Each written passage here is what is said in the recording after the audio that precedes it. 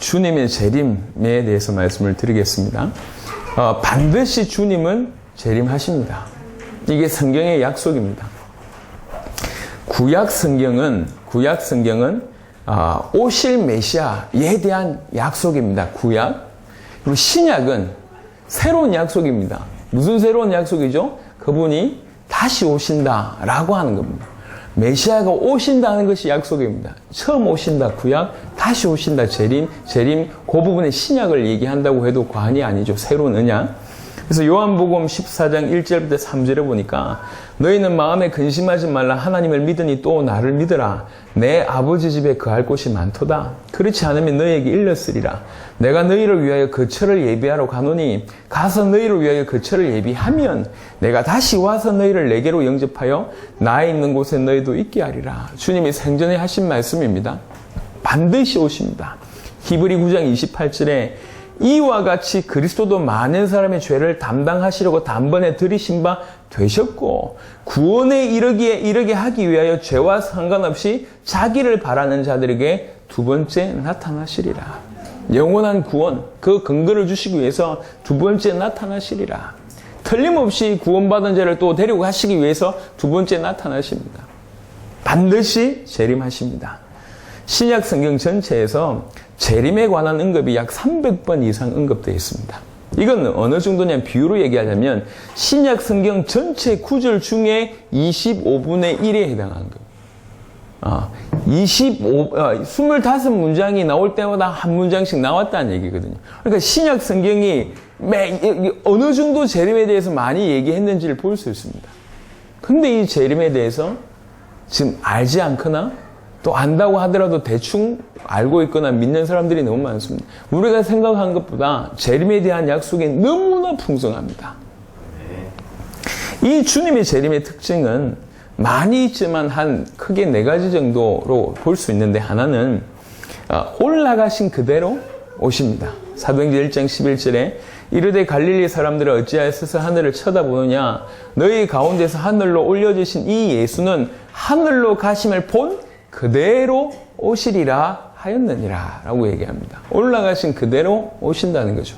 두 번째는 누가복음 21장 27절에 모든 사람이 보게 오신다는 거죠. 그때에 사람들이 인자가 구름을 타고 능력과 큰 영광으로 오는 것을 보리라. 스가랴 12장 10절에 보니까 내가 다윗의 집과 예루살렘 주민에게 은총과 간구하는 심령을 부어주리니 그들이 그 찌른 바 그를 바라보고 그를 위하여 애통하기를 독자를 위하여 애통하듯 하며 그를 위하여 통곡하기를 장자를 위하여 통곡하듯 하리로다 라고 얘기했습니다. 찌른 바 그를 보게 될 것이다. 모든 사람이 보도록 오십니다. 그리고 세 번째는 그런데 그날과 그때는 아무도 모른다는 거죠. 마태복음 24장 36절에 그러나 그날과 그때는 아무도 모르나니 하늘의 천사들도 아들도 모르고 오직 아버지만 아시느니라. 마태복음 24장 42절에 그러므로 깨어있으라 어느 날에 너희 주가 임할는지 너희가 알지 못함이니라. 마태복음 24장 44절에 이러므로 너희도 준비하고 있으라 생각하지 않은 때에 인자가 오리라 라고 얘기합니다. 그리고 네 번째 특징이 언제 올지 몰라요. 하지만 굳이 얘기하자면 힌트는 딱 하나 있습니다. 그 하나의 힌트가 뭐냐? 마태복음 24장 14절입니다. 이 천국 복음이 모든 민족에게 증언되기 위하여 온 세상에 전파되리니 그제야 끝이 오리라 라고 얘기하고 있습니다. 복음이 땅끝까지 증언되기에 모든 민족에게 증언되기 위하여 온 세상에 전파되리니 이건 조금 이따 좀 설명을 하겠는데요. 전파가 키가 아니고 증언이 키입니다. 증언되기 위하여 전파되는 겁니다. 전파와 증언은 틀립니다. 예수 이름 누구나 알고 있습니다. 하지만 예수가 그리스도라고 증언하는 것과 예수 이름을 아는 것은 틀린 얘기예요. 다른 얘기입니다.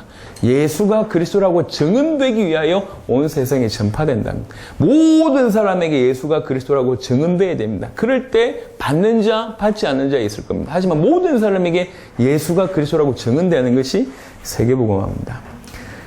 신천지나 이런 다른 이렇게 이단의 영을 받은 사람들 보면 그들의 믿음이 대단하다. 이렇게 생각할 수도 있어요. 어떤 면에서는 성경에 나와 있는 한 구절, 그거 하나 붙잡고 막 생을 걸거든. 이만이라는 이름이 성경에 나온대요. 어디 뭐 맑은 물이 어떤 이래가지고 끄집어내가지고 이름이 이래서 이 뜻이 이때 해가지고 이만이 이렇게 만들었어요. 재림 뭐 구주고 뭐시 만주에 주고 만왕의 왕이 빼꾸도 있고 뭐 신양복 입고 이렇게 들어 쓰더라고. 난리도 아닙니다. 근데 그들 보세요. 성경에 있는 그런 한 구절 14만 4천 뭐 이런 몇 구절 안 나온 그것 때문에 이 반열에 들어가야 된다 이러고 앉아 있습니다. 성경이 이토록 많은 재림에 대해서 약속했는데도 불구하고 그걸 믿지 않는 사람들에 비하면 그들의 믿음이 대단한 것 같아요. 우리는 그런 면에서 어떤 면에서 좀 회개해야 돼요. 성경이 이렇게 많이 얘기한다고 얘기할 때는 생각을 좀 이렇게 바꾸셔야 되거든요. 우리가 그동안 어릴 때부터 자라오면서 어느 바탕 가운데 자랐는지 또 이렇게 뭘 계속 들었는지가 굉장히 영향을 끼치는 건 맞는 것 같습니다. 특별히 이렇게 교단의 특색대로 그다음에 주장대로 우리가 너무 많이 그 부분들이 들어와 있어요. 그러니까 성경 자체보다 정리된 어떤 교리, 정리된 어떤 신학, 정리된 어떤 문장 그것을 더 신뢰할 경우들이 많습니다. 그게 참 희한하죠. 신학이라는 걸 가만 보세요. 전부 신학자들이 하는 얘기가 전부 논쟁하는 겁니다. 이 말이 맞다, 이 말이 맞다. 그게 전부 다 논쟁하면서 좀 비슷한 말, 그나마 많은 논쟁거리 중에 좀 다수가 맞다고 주장하는 말을 정리를 해놨습니다. 그게 옳겠습니까? 성경 자체가 옳겠습니까? 신학자들의 수고를 제가 다 헛수고라고 얘기하는 게 아니요. 우리의 믿음을 얘기하는 겁니다. 우리가 뭘 믿어야 되냐면 성경에 기록된 대로 성경 자체를 그대로 믿는 것이 우리에게 필요한 것입니다. 딴 게 필요한 것이 아니에요. 성경에는 주님의 재림에 대해서 이렇게 얘기하고 있습니다. 반드시 오십니다. 300번 이상 신약에 있으면 300번 이상 예언되었습니다. 주님의 재림의 특징을 살펴봤고요. 그리고 재림은 이 마지막 언약입니다. 언약적인 관점으로 우리가 재림을 이해를 해야 되겠습니다. 자, 우리가 익히 알듯이 인류의 모든 문제는 하나님과 단절되어서 왔습니다. 왜 하나님과 단절되어서 왔습니까? 죄 때문에 그랬습니다. 왜 죄를 범했습니까? 사단 때문에 그랬습니다. 그래서 인류의 근원적인 문제는 사단 문제, 죄 문제, 하나님과 단절된 문제라고 할 수 있습니다. 이 문제를 해결하신 분이 그리스도입니다. 자, 또 한편 약간 다른 똑같은 얘기지만 다른 시선으로 본다면 인류의 모든 문제는 어디서 왔냐? 하나님 주신 약속 그 언약을 놓쳐서 온 겁니다. 하나님이 주신 창세기 2장 16절, 17절의 그 언약을 놓쳐서 모든 문제가 왔다고 볼 수 있습니다. 2장 16절, 17절을 보면 여호와 하나님이 그 사람에게 명하여 이르시되 동산 각종 나무의 열매는 네가 임의로 먹되 선악을 알게 하는 나무의 열매는 먹지 말라. 네가 먹는 날은 반드시 죽으리라 하시니라. 이걸 보고 이 약속을 주셨는데 이 약속이 하와의 대답으로 볼 때는 많이 변질돼 버렸습니다. 창세기 2장 16절 17절과 창세기 3장 2절 3절을 일부러 이렇게 딱 비교시켜 놨어요. 위에 구절과 비교해 보시면 창세기 3장 2절 3절에 여자가 뱀에게 말하되 동산 나무의 열매를 우리가 먹을 수 있으나 동산 중앙에 있는 나무의 열매는 하나님 말씀이 너희는 먹지도 말고 만지지도 말라 너희가 죽을까 하노라 하셨느니라. 번역도 많이 이렇게 원 구절과 많이 틀리지만 실제 원어로도 많은 부분이 틀립니다. 분명한 것은 지금 창세기 3장 2절 3절은 하와의 답변입니다. 선명한 하나님의 약속과 하와의 답변에는 많은 차이가 생겨버렸습니다. 무슨 말입니까? 하와가 뭔가를 놓치고 있다는 것을 볼 수 있는 거죠. 더 정확하게 얘기하면 하와는 정확하게 몰랐다. 이렇게 할 수 있습니다. 그리고 창세기 3장 6절에 여자가 그 나무를 본즉 먹음직도 하고 보암직도 하고 지혜롭게 할 만큼 탐스럽게도 한 나무인지라 여자가 그의 열매를 따먹고 자기와 함께 있는 남편에게도 주매 그도 먹은지라. 여기 지금 세 번째 구절은 뭘 설명하기 위해서 언급했냐면 아담의 상태를 설명하기 위해서 언급한 겁니다. 창세기 2장 16절 17절을 아담 혼자 받았다니까요. 그때 당시에는 이 약속을 받을 때는 하와는 존재하지 않았습니다. 아담 혼자 있을 때 이 약속을 받았어요. 너무 선명하게 알고 있는데 알고 있어요. 알고 있는데 충돌이 되는 상황이 벌어졌어요. 따먹으면 죽어야 되는데 자기 와이프가 따먹는 걸 지금 보고 있어요. 어떤 심리죠? 이미 마음에 정말 이 사람이 믿었다면 말렸겠죠. 근데 이 사람도 뭔가 혼란이 되는 거지. 그래서 지켜보고 있는 거예요. 만약 따먹었는데 하와가 죽었다. 그러면 안 먹었겠죠. 그래 봐라 말이야. 안 먹었겠는데 안 먹었는데 안 죽어요. 요때 이제 충돌이 생기는 겁니다. 죽어야 되는데 왜 안 죽지? 아, 하나님 말씀이 틀렸구나. 이렇게 되는 겁니다. 분명히 약속과 더 정확하게는 그 믿음과 현실이 충돌이 돼요. 근데 믿음을 저버리고 약속을 저버리고 그 현실을 선택합니다. 그러니까 아담의 상태는 어떤 상태냐 알았는데 믿지 않았다. 이렇게 볼 수 있습니다. 창세기 3장 2절 3절 하와의 상태는 몰랐다. 창세기 3장 6절의 아담의 상태는 믿지 않았다. 알지 못하고 믿지 않았다. 그래서 약속을 어긴 겁니다. 언약을 어긴 거죠. 그 언약을 어겨서 모든 문제가 온 겁니다. 디모데전서 1장 13절에 바울이 한 고백입니다. 내가 전에는 비방자요 박해자요 폭행자였으나 왜 비방자였고 박해자였고 폭행자였냐 이렇게 본인을 얘기합니다. 도리어 긍휼을 입은 것은 내가 믿지 아니할 때에 알지 못하고 행하였음이라 라고 얘기합니다. 여기 뭐가 나옵니까? 알지 못한 것과 믿지 아니함이 나옵니다.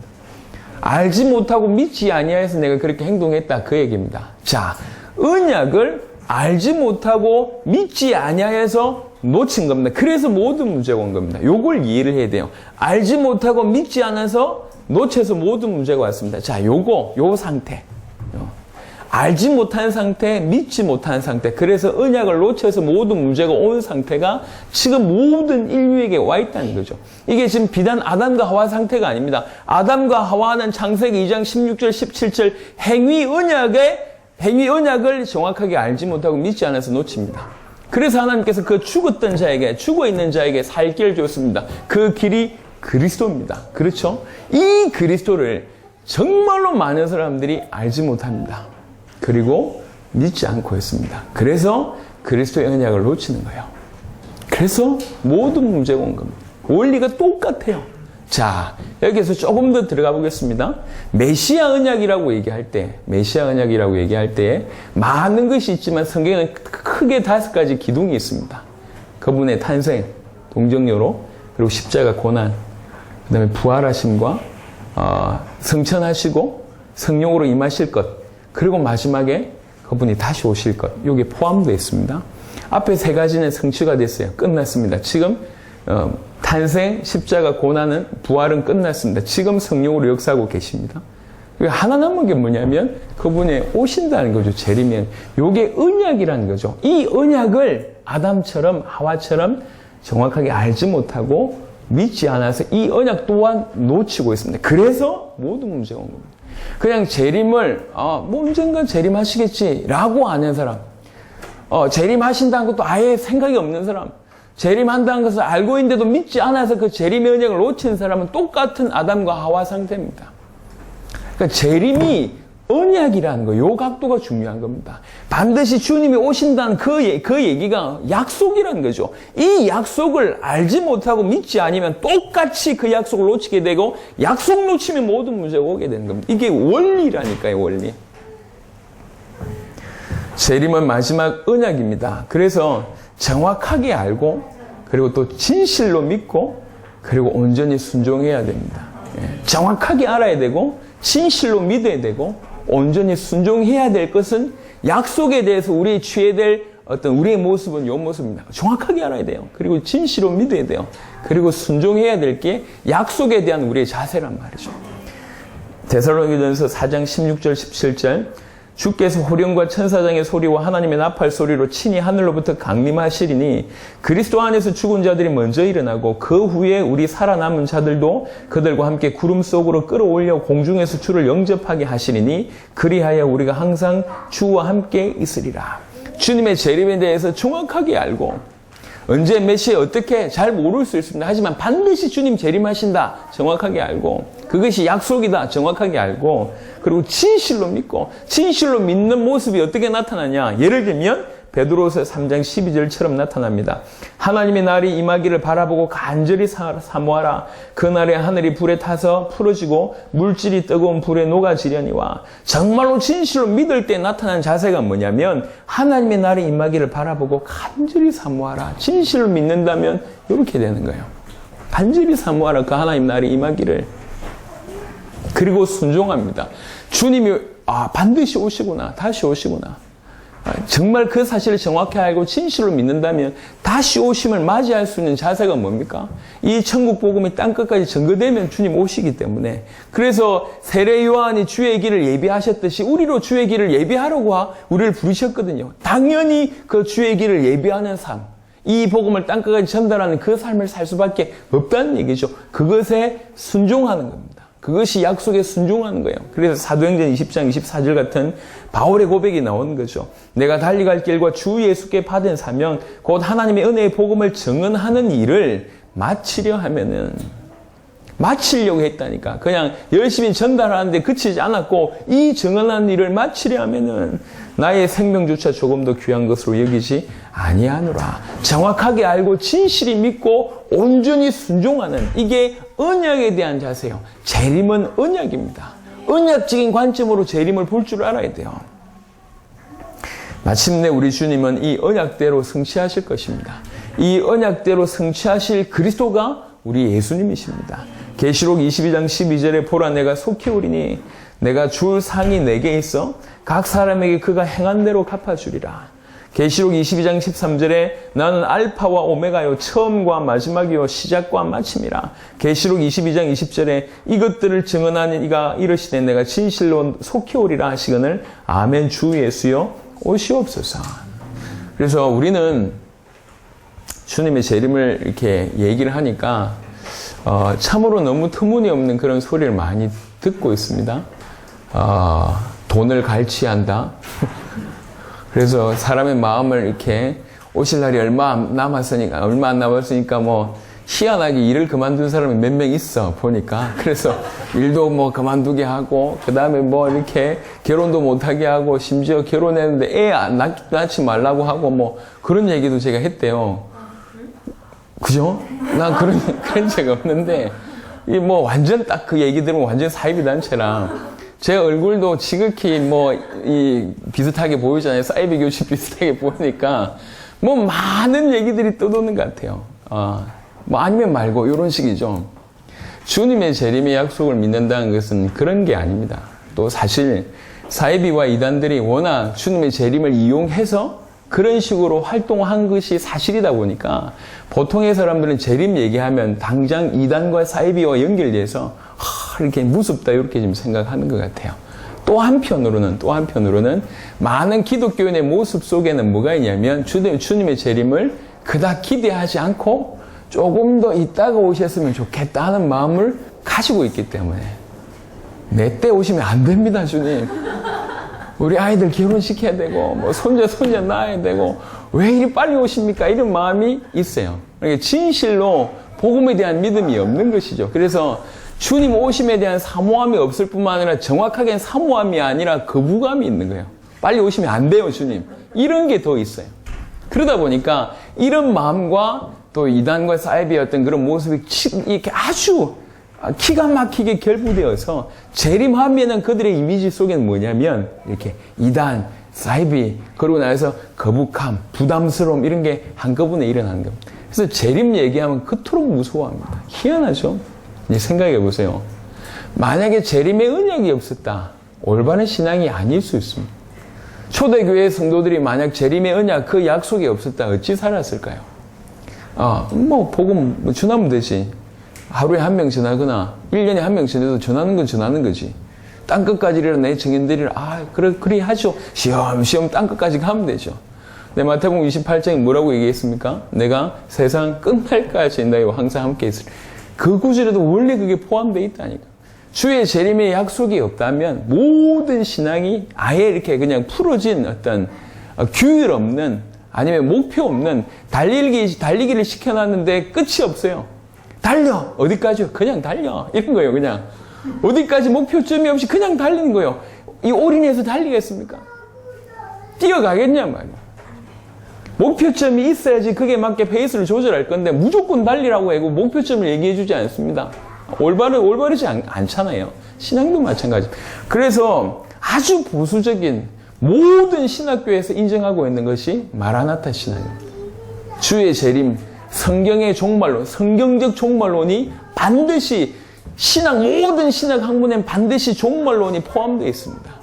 왜 그러냐? 그렇게 신약이 그거라니까. 새로운 약속 오신다니까, 다시. 그게 신약이요. 이 신약을 빼버린 게 올바른 학문일 수 없습니다. 올바른 믿음일 수 없습니다. 그런데 많은 사람들은 재림에 대해서 아예 생각지도 않고 있습니다. 또 생각한다고 하더라도 언젠가 주님 재림하시겠지 막연하게 생각하고 있습니다. 또 어떤 사람은 인생 사는 게 너무 힘들어서 빨리 천국 갔으면 좋겠는데 내가 빨리 천국 가는 것보다 그분이 빨리 오셨으면 좋겠다는 이런 마음이 있어요. 그것도 온전하지 못한 믿음입니다. 지 삶이 힘들어가지고 주님 빨리 오셨으면 좋겠습니다. 이건 아니라니까. 그건 아니요. 진짜 주님을 바라본다면 자기의 삶을 넘어서서 이 복음을 땅끝까지 증거하다가 주님을 보는 겁니다. 그게 올바른 신앙입니다. 지금 제가 볼 때 이 재림의 언약이 너무 중요하잖아요. 그래서 전 지구상에 이 재림에 대해서 언약 놓치도록 기가 막히게 사단이 공격을 한 것 같습니다. 우리나라에도 꽤 오래전에 다미 선교회가 있었잖아요. 미국에도 난리도 아니었어요. 난리도. 다미 선교회 비슷한 일이 일어나가지고요. 거기에 유명인 몇 명 합세해버리니까 난리. 그래가지고 이 사람들이 나서 광고판을 크게 설치해가지고 도로가에 주님 재림하신다 몇 월 며칠 난리도 아니요. 주님 재림하신다고 몇 월 며칠 광고해버리니까. 그리고 아주 신망 있는 사람들이 거기 들어가니까 사람들이 전부 다 마음이 불안해가지고요. 사단이 기가 막히게 일하는 것도 많고 참 한편으로는 올바른 복음이 없으니까 사람들이 너무 어리석은 게 맞아요. 신자들도 거기에 넘어갈 뿐만 아니라 많은 불신자들이 그런 모습을 보니까 기가 막히거든. 온다고 해놓고 안 오는 것도 기가 막히고 또 지네들끼리 욕하고 온다 했다 안 온다 지네들끼리 욕하는 것도 기가 막히고 삶은 전혀 바뀌지 않은데 기독교인의 모습들이 전부 우스꽝스러운 거예요. 올바른 재림의 이 부분을 언약적인 관점에서 이해를 못하니까 알려고 하지 않거나 믿으려고 하지 않습니다. 그래서 재림의 언약을 놓쳤다는 것은 언약을 놓친 겁니다. 언약을 놓친 모든 결과는 모든 문제가 오는 겁니다. 아담과 하와처럼. 그래서 여러분 이런 데 답을 얻으셔야 돼요. 왜 예수 믿는 사람들이 그렇게 망할까요? 답을 얻으셔야 된다니까. 하나님이 나를 시험하셨어. 시험 맞는데 시험할 건덕지가 있어야지 시험을 하지. 믿음 없는데 무슨 시험을 하겠습니까? 지는 지 나름대로 시련이고 시험이라고 얘기할지 모르겠지만 전부 스스로 속아서 사단에게 당한 경우들이 훨씬 많을 겁니다. 보세요, 대부분. 올바른 시험은 상처가 없어요. 하나님께서 주신 시험이라고 하니까 넘어설 수 상처가 없다니까. 요셉한테 상처란 게 없었어요. 감정적으로 있을지 몰랐겠지만 그걸 다 넘었었다니까. 하나님의 뜻으로 진짜 받기 때문에 형들이 자기를 죽이려고 했던 그 많은 어려움들을 시험으로 상처로 받지 않았다니까. 하나님의 계획을 받기 때문에 그걸 넘었었습니다. 근데 하나님 나를 시험하셨다고 하는 그 많은 사람들은 왜 여전히 아직도 상처를 붙들고 앉아 있습니까? 하나님의 테스트가 맞나요? 아니라니까. 올바른 복음 가진 자에게 하나님 정확한 시련을 주시는 겁니다. 더 단단하게 만드시고 해서. 대부분의 사람들은 자기 스스로 잘못하거나 아니면 많은 부분에 공격을 당한 겁니다. 눈 똑바로 뜨고 있어야 돼요. 재림의 언약, 분명히 재림을 언약으로 볼 줄 알아야 됩니다.